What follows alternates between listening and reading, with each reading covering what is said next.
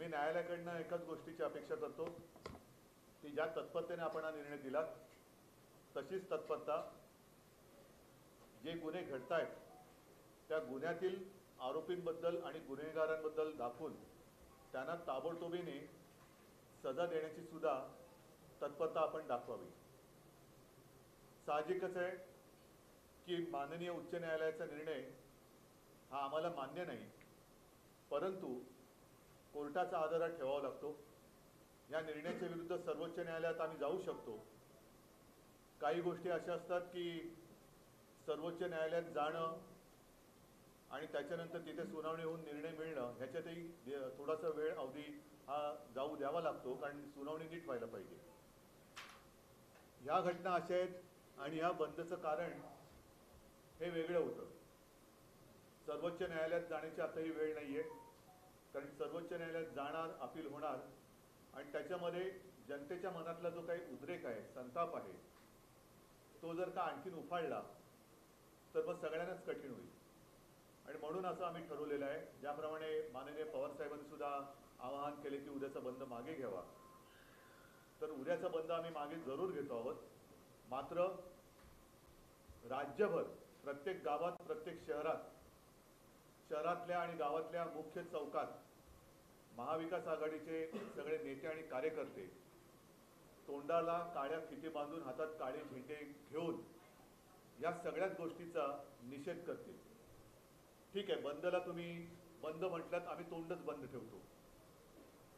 एकूणच या लोकशाही मानणाऱ्या देशामध्ये फ्रीडम ऑफ एक्सप्रेशन ही गोष्ट आता शिल्लक आहे की नाही, मोर्चे, संप, हरताळ याला सुद्धा बंदी केली आहे का, लोकांनी भावना व्यक्त करायच्या नाहीत का, याच्यावरती घटनातज्ञांनी आपली मतं तत्परतेने मांडली पाहिजेत। मी दुपारच्या माझ्या आव्हान आणि आवाहन याच्यामध्ये फरक आहे।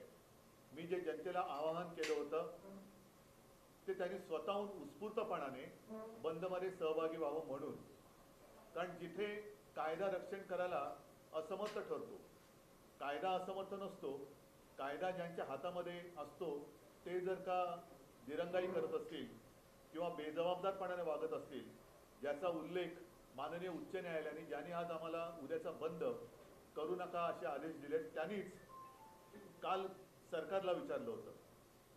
तर तो एक अधिकार आता जनतेला आहे की नाही भावना व्यक्त करण्याच्या आणि बंद करणे। बंद म्हणजे मी कुठेही असं म्हटलं नव्हतं की दगडफेक करा, बंद करा, वाटेल ते करा, हिंसाचार करा आणि बंद करा असं म्हटलेलं नव्हतं। मी उत्स्फूर्तपणे बंद करा, कारण ही जी गोष्ट घडलेली आहे ही प्रत्येक घरातली चिंतेची गोष्ट आहे। प्रत्येकाला, अगदी मंत्र्यांना काय, वकिलांना काय, सगळ्यांनाच आपापल्या कुटुंबाची काळजी आहे आणि ती असलीच पाहिजे। आपल्या बहिणीची काळजी, आपल्या मुलीची काळजी, आपल्या आईची काळजी, आणि ती काळजी घेणारं, तिचं रक्षण करणारं कोण आहे हा प्रश्न आज लोकांच्या मनामध्ये आहे। आम्ही त्यालाच वाचा फोडण्यासाठी उद्याचा बंद केला होता। पण जर का बंद कायद्यानुसार करता येत नसेल तर असं आम्ही म्हणतो की आम्ही तोंडच आमचं बंद ठेवतो। आम्ही मी स्वतः उद्या 11 वाजता शिवसेना भवन इथल्या चौकात जाऊन बसणार आहे, तोंडाला काळी फीत लावून हातात काळा झेंडा घेऊन बसणार आहे, आणि मला वाटतं त्याला तरी कोणी मनाई करू शकत नाही। आणि जर त्यालाही मनाई होणार असेल तर मग मी जनतेच्या न्यायालयामध्ये दाद मागण्याशिवाय मला दुसरा पर्याय राहत नाही। एकूणच आता ज्या काही घटना घडत आहेत त्या घटनांची जबाबदारी कोण घेणार आहेत, हे जे कोणी याचिका करते हे कोर्टात गेले, त्यांच्यावरती आता ही पुढची जबाबदारी राहील। घडणाऱ्या गुन्ह्याचा किंवा अत्याचाराची जबाबदारी त्यांच्यावरती, आणि मग उच्च न्यायालय त्याची जबाबदारी घेणार आहे का, हा सुद्धा एक प्रश्न आहे। इथपर्यंत ही पाळी जाऊ नये म्हणून एक कानाकोपऱ्यामध्ये जाग यावी। महिलांवरती अत्याचार करणारे जे नरराक्षक आहेत, नराधम आहेत, त्यांच्यावरती वचक बसावा म्हणून आम्ही हे आंदोलन सुरू केलेलं आहे। उद्याचा बंद जरी आम्ही मागे घेत असलो तरी हे आंदोलन थांबणार नाही। आम्ही जनतेच्या सोबत आहोत, जनता आमच्या सोबत आहे, आणि माता भगिनींच्या रक्षणाकरता सुरक्षित बहीण ही जी काही एक योजना नव्हे, जी आजच्या काळाची गरज आहे, ती आंदोलनाच्या रूपाने आम्ही चालू ठेवू। एक प्रश्न असा आहे की जर भूतकाळात बघितलं तर न्यायालयानं बंद, संप हे बेकायदेशीर ठरवले। 2003 साली घाटकोपरच्या ब्लास्टचा निषेध करण्यासाठी शिवसेना भाजपने बंद झाला आणि त्यानंतर समाजातील काही मान्यवरांनी त्याला आव्हान दिलं. न्यायालयानं तुम्हाला प्रत्येकी सेना भाजपला 20-20 लाखांचा दंड ठोठावला. त्यामुळे ही सगळी पार्श्वभूमी लक्षात घेता महाविकास आघाडीमध्ये असं काही त्यावर काही चिंतन किंवा काही त्यावर नाही. आता असं आहे की नेमका हा बंद उद्याच आम्ही जाहीर केलेला. आत्ता पवारसाहेब बाहेर गावी आहेत, नाना पाटोळे बाहेर आहेत, सगळेजण आम्ही म्हणजे मी मुंबईत तुमच्या समोर आहे. अशा वेळेला एकत्रित बसून आम्ही आता काही निर्णय घेऊ शकलो नाही. मात्र फोनवरून आमचं बोलणं झालं. पवारसाहेबांनी तर त्यांची भूमिका स्पष्ट केलेली आहे. आत्ता जरी उद्याचा बंद मागे घेत असलो तरी याचा अर्थ असा नाही की उद्या परवा कधी आम्ही एकत्र बसून भविष्यात बंद करणारच नाही अशातला भाग नाही. कारण संप करणं, निदर्शनं करणं, आंदोलन करणं हा लोकशाहीतला जनतेचा अधिकार लोकशाहीतल्या घटनेनुसार कोणीही हिरावून घेऊ शकत नाही. आणि म्हणून परत एकदा सांगतो की माननीय उच्च न्यायालयाचा निर्णय आम्हाला मान्य नाही. मात्र आता त्यांचा आदर राखून उद्या असताची आम्ही तो मान्य करतोय. त्याच्यावरती देशभरामध्ये ही चर्चा व्हायला पाहिजे की लोकशाहीमध्ये ह्याला आता मान्यता आहे की नाही. कारण आंदोलन करूनच आपल्याला स्वातंत्र्य मिळालेलं आहे. तेव्हा सुद्धा आंदोलन केलं नसतं तर स्वातंत्र्य मिळालंच नसतं. तर स्वातंत्र्य मिळाल्यानंतर आंदोलन करायचं नाही आणि ते सुद्धा महिलांवरती होणाऱ्या अत्याचाराच्या विरोधात हे थोडंसं मला पटत नाही. उद्धवजी, मुख्यमंत्र्यांचं असं म्हणणं आहे की न्यायालयाने विरोधकांना चपराक लगावलेली आहे आणि विरोधकांचा उद्या काहीतरी भयंकर घडवण्याचा डाव होता. जाऊ दे, त्यांची काही सदा आवडती लोक आहेत. ते कोर्टात जातात आणि बरोबर नेमक्या ठिकाणी जसं मराठा आरक्षण असेल मग इतर काही गोष्टी असतील इकडे हे अडथळे निर्माण करत असतात. तर लोक त्यांना ओळखून आहे. सर, हिंदी में यही जानना चाहिए कि कल जिस तरीके से आपने कहा था कि कल बंद होना चाहिए महाराज बंद की आपने आह्वान किया था, लेकिन कोर्ट ने कहा है कि महाराज बंद आप नहीं कर सकते. क्या भूमिका हमें कितने बजे बैठे? कोर्ट का फैसला हमें मंजूर नहीं है. इसके खिलाफ हम सर्वोच्च न्यायालय में तो जा सकते हैं, लेकिन कल के कल इसके ऊपर कोई सुनवाई नहीं होगी. सुप्रीम कोर्ट के लिए भी कुछ समय देना पड़ेगा.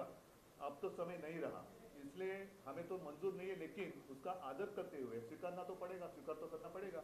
इसलिए कल हम बंद नहीं करने वाले. लेकिन मैं खुद और मैं सारी जनता को और सब मेरे पार्टी के कार्यकर्ता है, महाविकास आघाड़ी के कार्यकर्ता है और जो भी नेता है उनको आह्वान कर रहा हूँ कि आप जहाँ भी होंगे, जिस गांव में होंगे, जिस शहर में होंगे, उसके शहर के और गांव के जो भी मुख्य प्रमुख चौराहे हैं उस पर आकर आप बैठ जाएं.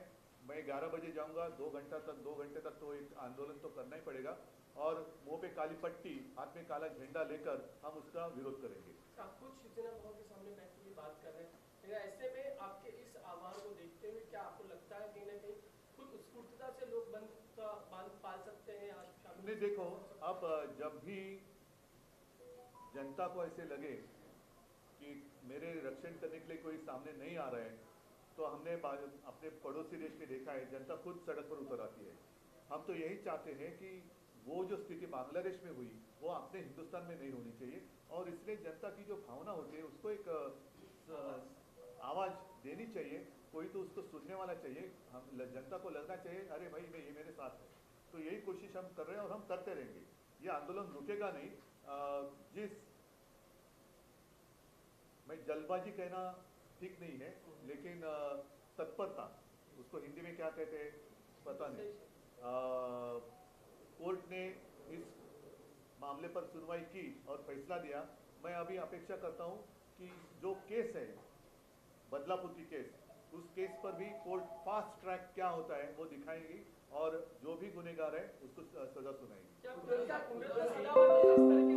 न्यायालयानं बदलापूर घटनेची सुमोटो दखल घेत जे काही भाष्य केलं काल सरकार आणि पोलिसांनाही आता ती चपराक सरकारला आणि मुख्यमंत्र्यांना नाहीये का? काल कोर्टाने जे थोबडवलं, हा थोबडवला शब्द मी मुद्दाहून वापरला, तो मुख्यमंत्र्यांना आणि सरकारलाच केले ना. नाही, पण आज सकाळी तुम्ही न्यायालयाच्या भूमिकेचं कौतुक केलं. आता पण करतोय, आता सुद्धा कौतुक करतोय. त्यावेळेस तुम्ही नाही, आता सुद्धा न्यायालयाच्या भूमिकेचं कौतुक करतंय की न्यायालय एवढ्या तत्परतेने हलू शकतं.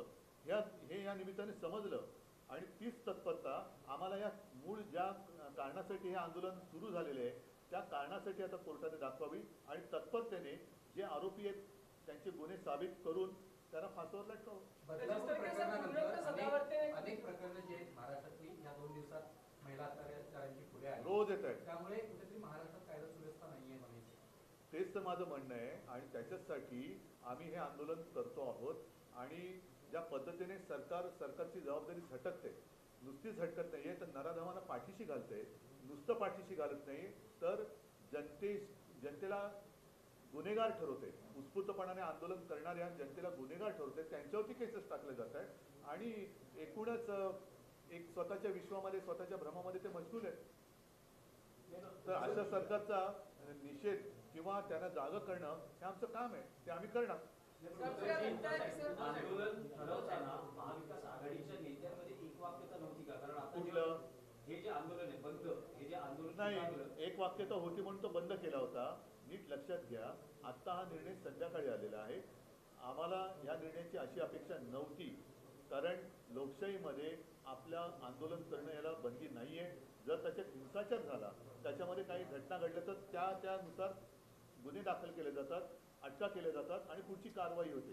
पण जिथे मी स्वतः पुढे येऊन सांगितलं होतं की उत्स्फूर्तपणाने स्वतःहून सामील व्हा, कारण प्रत्येकाला मुलं बाळं आहेत, प्रत्येकाच्या घरामध्ये मुली आहेत, आई आहे, बहीण आहे, सगळे आहेत. तर त्यांच्यासाठी म्हणून हे आंदोलन आहे.